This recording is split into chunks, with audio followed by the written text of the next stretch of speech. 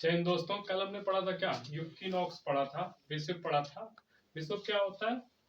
मैंने बताया था विषुव वह स्थिति होती है जब क्या होता है, सूरज सनरेज क्या होती है, सनरेज क्या होती है, परपेंडिकुलर होती है कहाँ, इक्वेटर के, तो उसे कहते हैं विषुव। ठीक, आगे आज हम पढ़ते हैं क्या, ग्रीष्म आयनात। क्या पढ़ते हैं? ग्रीष्म आयनात, जिसे कहते हैं समर सोलिस्टिक। क्या कहेंगे? समर सोलिस्टिक। समर सोलिस्टिक की स्थिति क्या होती है? ये कब होता है? 21 जून को। कब कब होता है? 21 जून को होता है। क्या? सन रेज, जब सन रेज क्या होती है, सूर्य की किरणें क्या होती है, परपेंडिकुलर होती है कहाँ पे, टॉपिक ऑफ कैंसर पे। ठीक है, टॉपिक ऑफ कैंसर पर जब सन रेज परपेंडिकुलर होती है कहाँ पे, Tropic of Cancer. Sun rays क्या होती है, परपेंडिकुलर होती है किसपे, कर्क रेखा के। जब सूर्य की किरणें क्या होती है, कर्क रेखा के लंबवत होती है, तो उसे कहते हैं ग्रीष्म आयनात। क्या कहते हैं? ग्रीष्म आयनात। ठीक है, ग्रीष्म आयनात क्या होता है, समर सोलिस्टिक क्या होता है, जब सन रेज क्या होती है, सूर्य की किरणें क्या होती हैं, परपेंडिकुलर होती है टॉपिक ऑफ कैंसर पे, कर्क रेखा पर जब सूर्य की किरणें क्या होती है, लंबवत पड़ती हैं, तो उसे कहते हैं ग्रीष्म आयनात। उस स्थिति को क्या कहते हैं? ग्रीष्म आयनात। टॉपिक ऑफ कैंसर क्या होती है? 23.5 डिग्री साउथ में, 23.5 डिग्री साउथ में, 23.5 डिग्री साउथ में जो अक्षांश होता है उसे कहते हैं क्या, टॉपिक ऑफ कैंसर या कर्क रेखा। ठीक, ये स्थिति क्या होती है? विषुव में क्या होता है, विषुव में सन क्या होता है, इक्वेटर पर होता है, 0 डिग्री पर। ठीक है, अब क्या होता है, मार्च में क्या होगा, सन बढ़ रहा है, सन क्या होगा, टॉपिक ऑफ कैंसर। मार्च के अप्रैल में, मई में, जून में कहा जाएगा, टॉपिक ऑफ कैंसर की तरफ, मकर रेखा की तरफ, कर्क रेखा की तरफ। किसकी तरफ जाएगा? ऊपर की तरफ, कर्क रेखा की तरफ।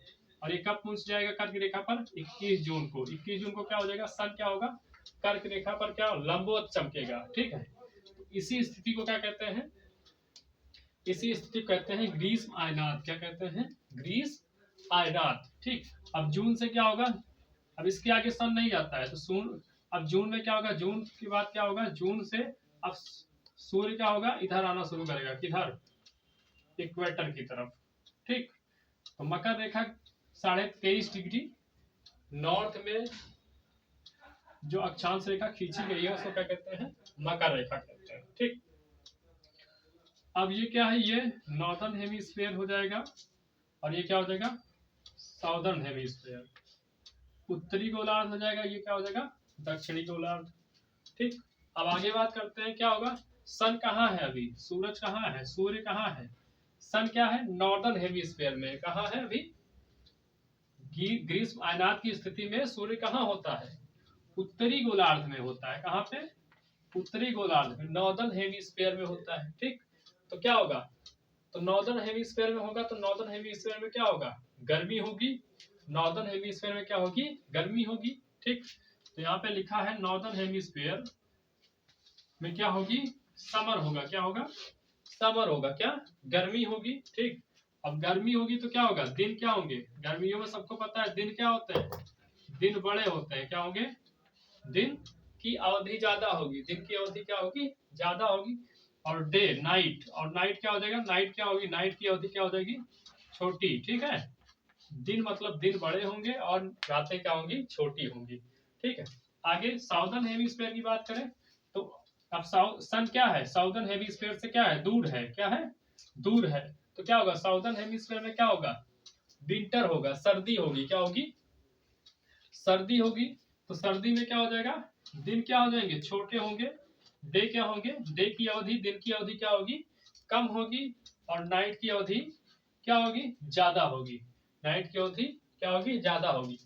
तो समर सोलस्टिक में क्या होता है, जब सन रेज क्या, जब सन रेज परपेंडिकुलर हो, किस पर परपेंडिकुलर हो, कहां पे, टॉपिक ऑफ कैंसर पे। ठीक है, जब सूर्य की किरणें क्या हो,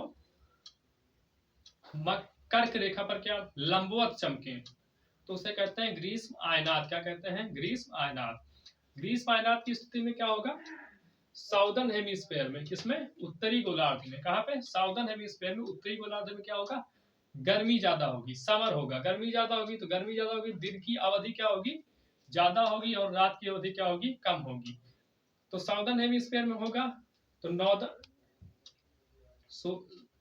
क्या होगा, सन कहाँ होगा, सन नॉर्दर्न हेमिस्फीयर में होगा। कब, ग्रीष्म अयनात में। तो साउदर्न हेमिस्फीयर में क्या होगा, साउदर्न हेमिस्फीयर में क्या होगा, सर्दी होगी। क्या होगी, सर्दी होगी। साउदर्न हेमिस्फीयर में क्या होगी, सर्दी होगी। और यहाँ पे क्या होंगे, दिन छोटे होंगे और रातें क्या हो जाएंगी, बड़ी हो जाएंगी। तो ये हो गया हमारा ग्रीष्म अयनात। आगे देखते हैं, ग्रीष्म अयनात के बाद देखते हैं शीत अयनात। क्या, शीत अयनात, विंटर सोलिस्टिक। क्या, विंटर सोलिस्टिक। विंटर सोलिस्टिक क्या होता है, जब सन रेज क्या हो, परपेंडिकुलर हो ट्रॉपिक ऑफ कैप्रिकॉर्न के। जब ट्रॉपिक ऑफ कैप्रिकॉर्न के क्या होगी, परपेंडिकुलर होंगी क्या, सन रेज। तो इस स्थिति को कहते हैं विंटर सोलिस्टिक। क्या कहते हैं, विंटर सोलिस्टिक या शीत अयनात। जब सूर्य की किरणें क्या हो, लंबवत हो, किस पे, मकर रेखा पर। जब सूर्य की किरणें मकर रेखा पर लंबवत होती हैं, मकर रेखा का मतलब क्या, 23.5 डिग्री अक्षांश, किसमें, दक्षिण में, साउथ में। साउथ में 23.5 डिग्री अक्षांश को क्या कहते हैं, साउथ में। दक्षिण में 23.5 डिग्री अक्षांश को क्या कहते हैं, मकर रेखा कहते हैं। तो जब सन क्या होगा, 23.5 डिग्री साउथ में क्या होगा,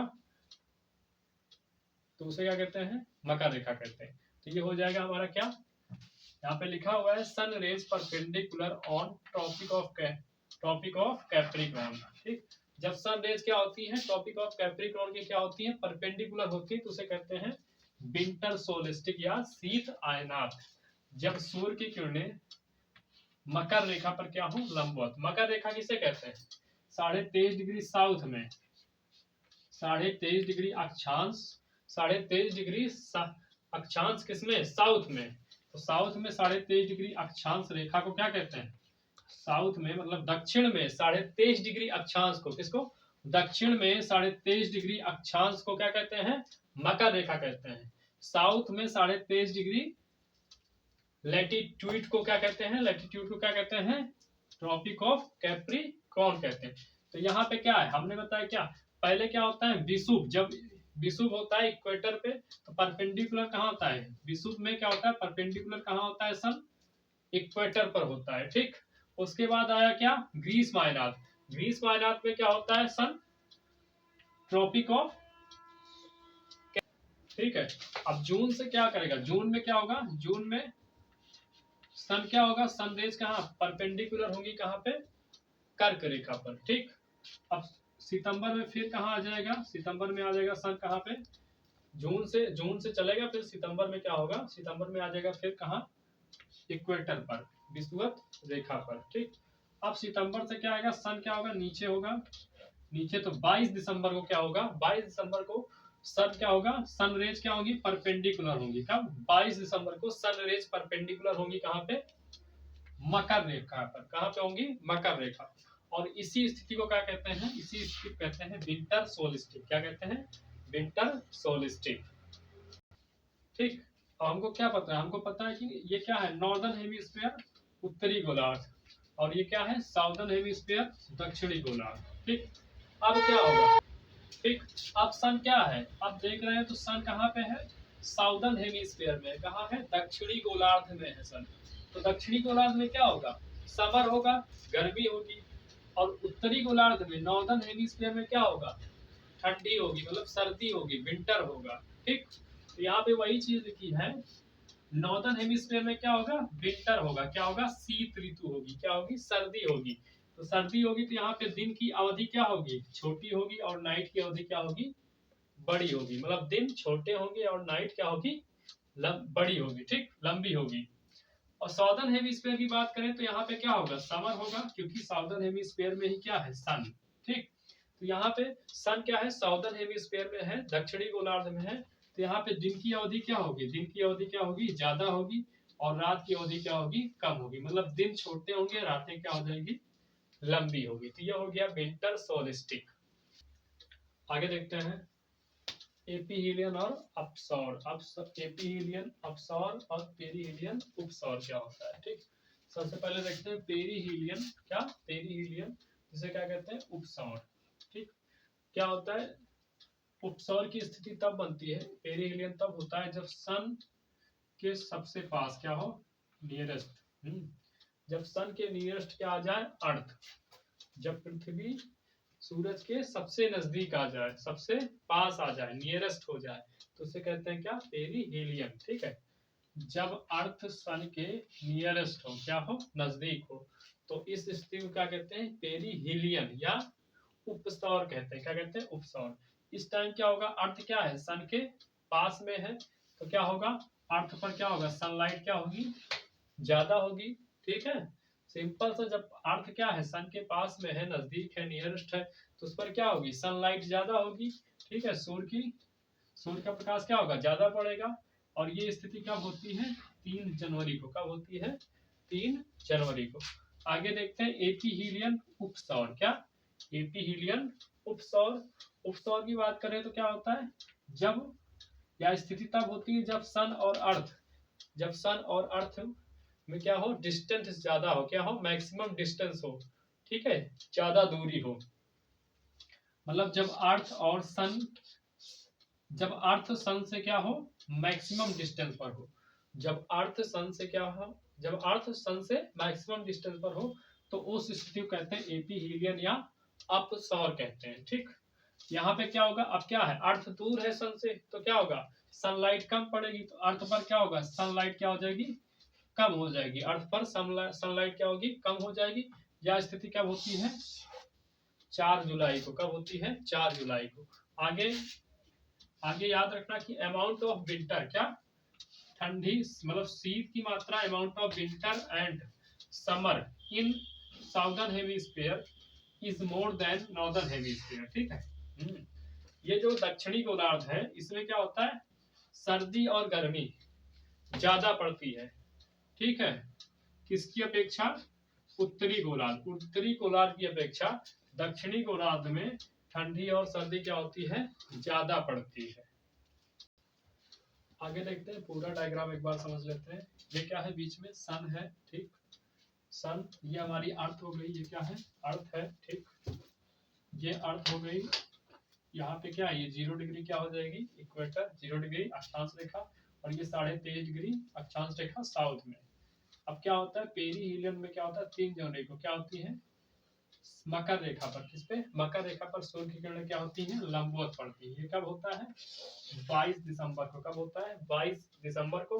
और इस स्थिति को क्या कहते हैं, विंटर सोलिस्टिक कहते हैं। ठीक, आगे देखते हैं, तो ये क्या है, यहाँ पे ये नॉर्दर्न हेमिस्फीयर है। क्या है, नॉर्दर्न हेमिस्फीयर में क्या है, नॉर्दर्न हेमिस्फीयर में सूर्य की किरणें क्या होती हैं, लंबवत पड़ती, जिसे कहते हैं, ये क्या होता है, नॉर्दर्न हेमिस्फीयर 23 सितंबर को। क्या, 23 सितंबर को यहाँ पे क्या होगा, सूर्य की किरणें क्या हो, लंबवत पड़ेंगी, किस पर, लंबवत पड़ेंगी किस पर, इक्वेटर पर। किस पे, इक्वेटर पे। मैंने बताया कि जब इक्वेटर पे सूर्य की किरणें क्या होती हैं, लंबवत होती है, उसे कहते हैं इक्विनॉक्स। क्या कहेंगे, इक्विनॉक्स, विषुव कहेंगे।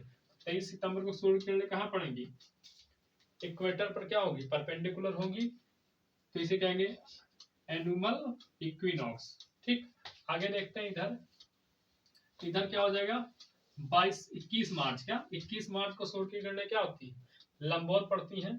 ठीक, किस पे, इक्वेटर पे। ठीक, जाते समय इक्वेटर पे लंबवत पड़ती है। ठीक है, ये इसे कहते हैं वर्नल इक्विनॉक्स। क्या कहते हैं, वर्नल इक्विनॉक्स। ठीक, आगे इधर देखें तो इधर क्या है, 21 जून को क्या होती है, 21 जून को सूर्य की किरणें लंबवत होती है, किस पे, कर्क रेखा पर। किस पे, कर्क रेखा, ट्रॉपिक ऑफ कैंसर पे लंबवत होती है। तो जब इसे क्या कहते हैं, इसे कहते हैं समर सोलिस्टिक। क्या कहते हैं, समर सोलिस्टिक। और इस स्थिति को क्या कहते हैं, एपीहीलियन। क्या कहते हैं, एपीहीलियन। ये कब होता है, 4 जुलाई को। और यहाँ पे जब मकर रेखा पर पड़ती है सूर्य की किरणें, कब, 22 दिसंबर को। तो इस स्थिति 3 जनवरी को, इस स्थिति में क्या होता है, इसे क्या कहते हैं, पेरीहीलियन। क्या कहते हैं, पेरीहीलियन। ये पूरा डायग्राम हो गया।